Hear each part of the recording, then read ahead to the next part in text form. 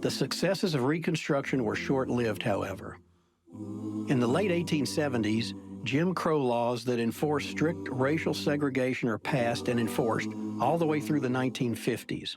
Irma Thomas remembers all too well what it was like to travel during that era. You started performing during the segregated South. Yes. And the world has evolved a lot, but what was it like performing in those early days?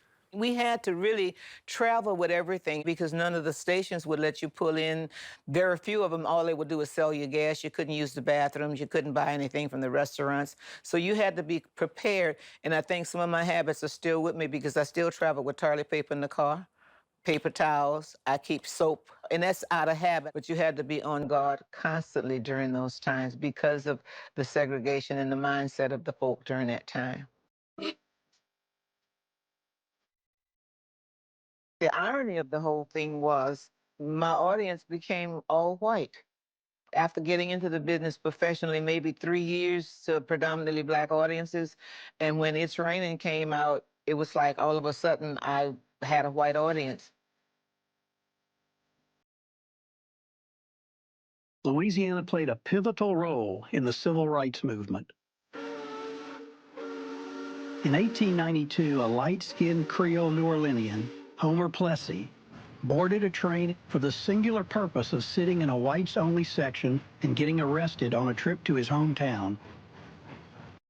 The challenge to his conviction became the landmark Plessy v. Ferguson case, which enshrined the separate but equal doctrine in American jurisprudence, Earl Warren, the Chief Justice of the until it was overturned in the 1954 Brown v. Board of Education decision.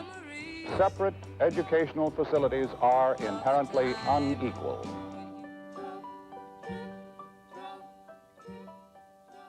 I'm here with the great-grandson of the first cousin of a very familiar name in Louisiana history, Homer Plessy. And he was a light-skinned Black man who was called upon, I guess, or chose to ride that train for the sole purpose of getting arrested.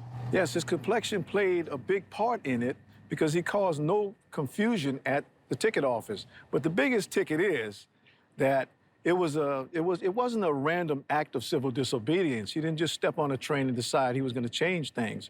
The train station knew he was coming when he purchased that ticket right down the street a couple blocks away. The conductor made sure he identified Plessy as a colored man. So he asked him, "Are you a colored man?" And he said, "Yes." And immediately, the arresting officer steps in and arrests him. By that time, everybody on the train knows he's a colored person. So a mob could have formed within that time and hung him. But what happened was that the arresting officer was like his bodyguard. He hurried him off to jail to make sure he got to central lockup, and he was booked in criminal district court quickly. So it was all part of the plan so that he could challenge the law all the way to the U.S. Supreme Court, is where they really wanted to go. And the hope, of course, was that the ultimate decision of the courts would be that he had every right to ride the train wherever he wanted to sit. But that's not the way it turned out when that decision was rendered.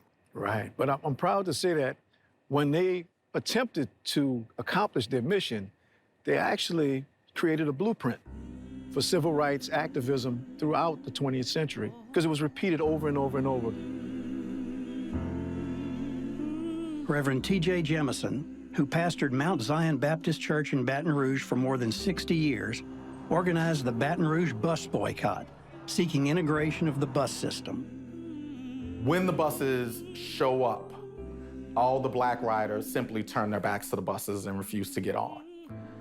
They also, importantly, organize a carpool of Black people who own cars to pick up bus riders and take them to their jobs. 4 days in, the bus company is willing to concede they're going to go broke. They cannot survive without the Black riders. All of these things set precedent for the later Alabama bus boycott, because a lot of these tactics are copied. The successes of the civil rights movement paved the way for Ernest Dutch Morial to become the first Black member of the Louisiana legislature and the first African-American mayor of New Orleans. More recently, Baker native Linda Thomas Greenfield was named ambassador to the United Nations, and she added a Louisiana touch. And in my 35 years in the Foreign Service across 4 continents, I put a Cajun spin on it. I called it gumbo diplomacy.